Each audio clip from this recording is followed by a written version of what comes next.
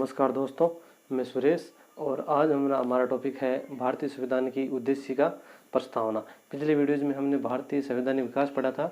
इस क्रम में हमने 1900 एक्ट ऑफ 1909, 1919 और 1935 के बारे में डिटेल से पढ़ा था और उनसे संबंधित हमने क्वेश्चंस किए थे। अगर वो वीडियोज़ आपने नहीं देखे हैं तो लिंक डिस्क्रिप्शन में है, वहाँ जाके आप जरूर उन वीडियोज़ को देखें। तो आज हमारा टॉपिक जो भारतीय संविधान की प्रस्तावना के बारे में पढ़ेंगे, तो उसमें देखो क्या है कि जब संविधान सभा जब कार्य कर रही थी अपने संविधान निर्माण के तहत, तब पंडित जवाहरलाल नेहरू ने क्या किया, 13 दिसंबर 1946 को जो प्रस्तावना है वो संविधान सभा में पेश की गई। और जब ये 22 जनवरी 1947 को इस जो संविधान हमारी जो प्रस्तावना है इसको क्या मिल गई, स्वीकृति मिल गई। और ये जो आपकी प्रस्तावना है ये क्या है कि इसकी जो भाषा है वो ऑस्ट्रेलिया संविधान से ली गई है। इसमें क्या है कि इसको भारतीय संविधान की आत्मा कहा जाता है। क्या कहा जाता है? भारतीय संविधान की आत्मा कहा जाता है। और इसे कई विचारकों ने इसे भारतीय संविधान की कुंजी भी कहा है। तो इसमें क्या है कि देख, तो इसमें एक ही बार केवल संविधान संशोधन किया गया अभी तक, वो है 42वां संविधान संशोधन 1976 के तहत। इसमें क्या किया गया कि इसमें 3 शब्द को ऐड किया गया। पहले जो 3 शब्द नहीं थे उन 3 शब्दों को ऐड किया। वो कौन कौन से? तो उसमें फर्स्ट पैरा के अंदर अब अगर हम बात करें तो फर्स्ट पैरा के अंदर है समाजवादी और पंथ निरपेक्षता। और अगर हम 6th पैरा की बात करें तो उसमें है अखंडता। तो यह जो संविधान संशोधन हमारा 42वां संविधान संशोधन हुआ उसके तहत इन शब्दों को ऐड किया गया। तो इसमें क्या है कि देखो, जो स्वतंत्रता, समता और बंधुत्व के आदर्शों की बात करें तो वो हमारे लिया गया है फ्रांस की क्रांति से। और बात करें हम अगर राजनीतिक, आर्थिक और आपकी सामाजिक अगर न्याय के तत्वों की बात करें तो वो हमारी ली गई है रूस की क्रांति से वो लिया गया है। तो ये क्या है कि सब जो हमारी प्रस्तावना है वो संविधान सभा द्वारा जो संविधान जब बन के तैयार हुआ तो 26 नवंबर 1949 को ये अंगीकृत किया गया। टोटल इसको प्रारूप पूरा इसका तैयार कर दिया गया।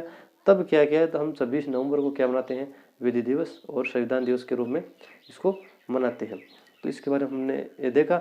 अब हम बात करते हैं इसके बारे में क्या है कि जो संविधान हमारा जो प्रस्तावना है, संविधान सभा की जो प्रस्तावना है जो हमारे संविधान की, उसमें क्या है, उससे संबंधित लेकर क्या है कि न्यायालय में बहुत सारे विवाद चले। तो उन विवादों के बारे में हम चलो पहले डिस्कस कर लेते हैं। तो फर्स्ट हमारा जो विवाद है उसके बारे में पढ़ेंगे हम, वो है 1994 का विवाद। उसमें था SR बोम्मई बनाम भारत संघ।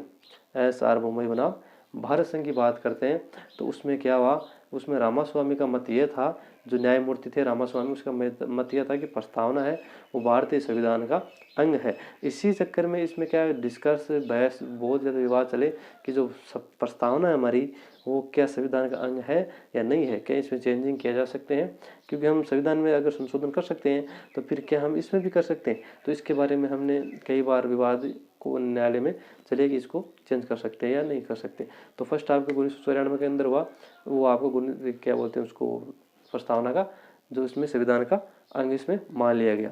फिर बात करें 1973 की, जब केशवानंद भारती मामला आया था कि बनाम केरल राज्य, तो उसमें जो न्यायमूर्ति सीकरी का मत था उसमें था कि जो प्रस्तावना है वो भारतीय संविधान का अंग ही नहीं बल्कि महत्वपूर्ण अंग है।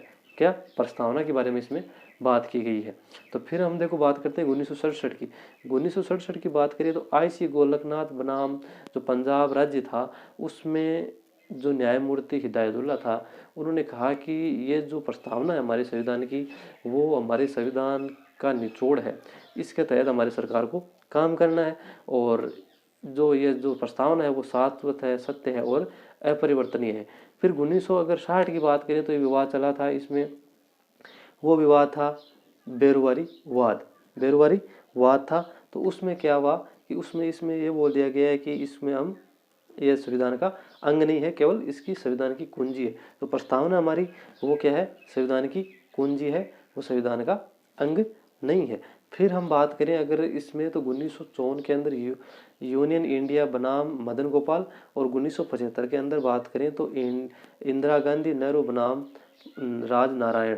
तो इसमें अगर क्या है, इसमें यह मत था कि जो हमारे न्यायालय हैं उसके द्वारा इस संविधान सब जो की प्रस्तावना है उसमें कोई परिवर्तन नहीं कराया जा सकता। इस जो हमने विवाद पढ़ा इसमें ये दिशा निर्देश दिए गए।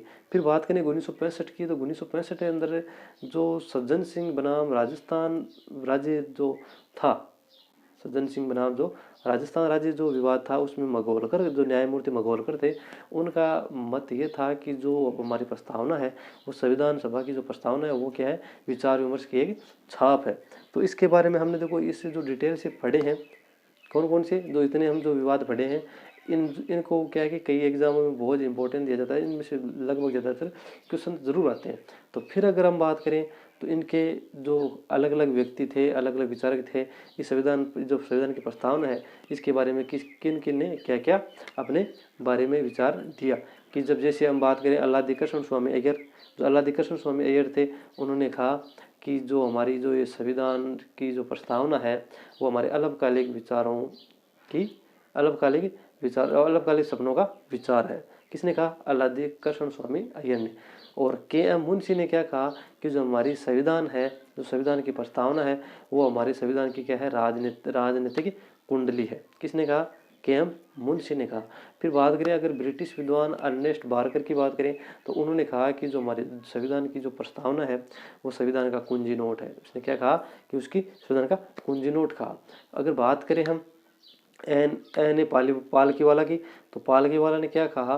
तो पालकीवाला ने कहा कि ये संविधान का क्या है, परिचय पत्र, जो हमारी प्रस्तावना है वो संविधान का परिचय पत्र है। और पंडित जवाहरलाल नेहरू ने इसके बारे में कहा कि जो ये हमारी जो प्रस्तावना है संविधान की, ये संविधान की आत्मा है। क्या है? आत्मा है। अगर बात करें हम तो डॉक्टर भीमराव अंबेडकर प्रारूप समिति के अध्यक्ष थे, तो उन्होंने संविधान के अनुच्छेद 32 को भारतीय संविधान की आत्मा कहा था। वो आप ज़रूर याद रखें, एग्जाम की दृष्टि से इम्पोर्टेंट है। और जो ये आपकी हमने जो प्रस्तावना के बारे में हमने डिटेल से पढ़ा है, इसको आप ज़रूर एक बार देखें। और नेक्स्ट वीडियो में हम इसके क्या करेंगे, जो क्वेश्चंस है उनको लेके आएंगे, वो आप वीडियो ज़रूर देखें। और अगर वीडियो आपको अच्छा लगे तो वीडियो को लाइक करें, शेयर करें और कमेंट करें। और thank you, all the best.